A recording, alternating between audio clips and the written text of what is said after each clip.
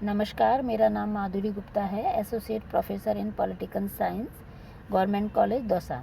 हम स्विट्ज़रलैंड में प्रत्यक्ष लोकतंत्र का अध्ययन कर रहे थे और उसका हमने एक उपकरण देख लिया था, लोकसभाएं, और दूसरा हम उपकरण देख रहे हैं जनमत संग्रह।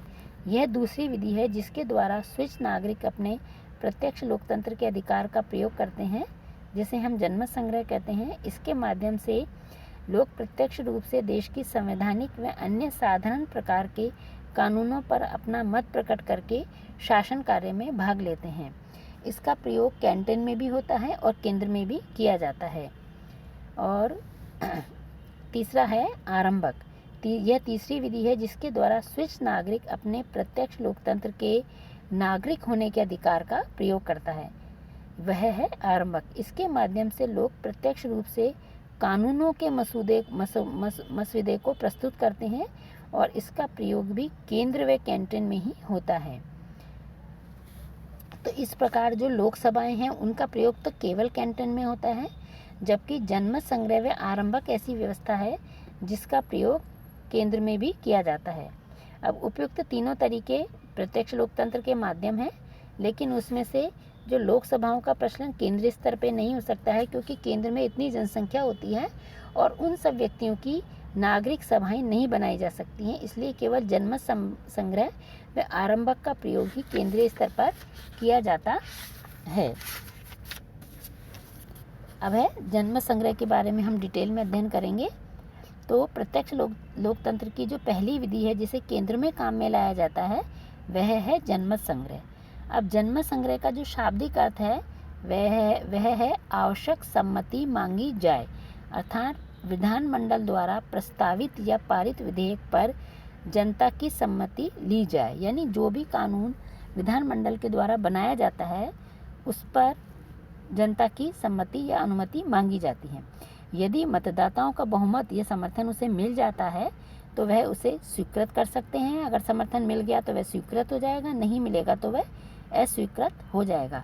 तो इस प्रकार जनमत संग्रह जनता का एक विशेषाधिकार है और इस अधिकार के द्वारा जो मतदाता हैं वो व्यवस्थापिका द्वारा पारित संवैधानिक हो या फिर कोई कानूनी प्रस्ताव को स्वीकार भी कर सकती है और अस्वीकार भी कर सकती है। यानी वहाँ की जनता के पास में कितना बड़ा अधिकार है कि जिसके द्वारा वह व्यवस्थापिका के द्वारा पारित कानूनों को स्वीकार कर ले या अस्वीकार कर दे। अब जनमत संग्रह के भी दो प्रकार हैं, एक होता है अनिवार्य जनमत संग्रह और दूसरा है वैकल्पिक जनमत संग्रह। अनिवार्य जनमत संग्रह, स्विस संविधान में संशोधन चाहे तो पूर्ण हो या आंशिक संशोधन करना हो संविधान में, तब तक ये स्वीकार नहीं हो सकता जब तक कि जनमत संग्रह के द्वारा उसे समर्थन नहीं मिले।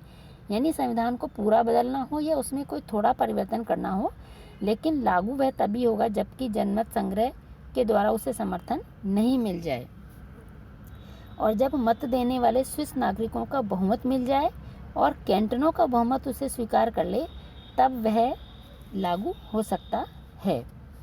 संक्षेप में अगर हम देखें तो संशोधन पर जनमत संग्रह होने पर दो प्रकार से उसे समर्थन होना चाहिए। प्रथम, संशोधन को संपूर्ण मतदाताओं का स्पष्ट बहुमत मिलना चाहिए, जबकि दूसरा है कि संशोधन को सभी कैंटनों के बहुमत का समर्थन मिलना चाहिए। इसे हम ऐसे भी कह सकते हैं कि जनता का बहुमत तथा कैंटनों का बहुमत संशोधन के पक्ष में होना चाहिए।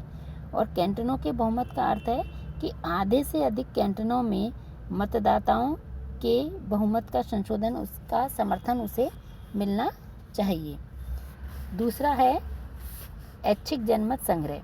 ऐच्छिक जनमत संग्रह की व्यवस्था संघ के कानूनों के लिए है और संघ के सब कानूनों और तथा सब प्रकार के लागू होने वाले अध्यादेशों के लिए आवश्यक होती है और उन्हें जनमत संग्रह के लिए प्रस्तुत किया जाता है। और यदि मत देने का अधिकार रखने वाले 30,000 या तो स्विस नागरिक हों या 8 कैंटनों के 30,000 स्विस नागरिक इस विषय में मांग रखें। कहने का अर्थ यह है कि नए संविधान के अनुसार ऐच्छिक जनमत संग्रह का भी प्रावधान किया गया, तो उसमें यह है कि 50,000 या तो नागरिक या 8 कैंटन निम्न वे से किसी भी विषय पर जनमत संग्रह की मांग कर सकते हैं और यह मांग कानून के पारित होने, आदेश जारी होने या संधि संपन्न होने के 90 दिन के भीतर की जानी चाहिए। धन्यवाद। आज का लेक्चर यहीं समाप्त होता है।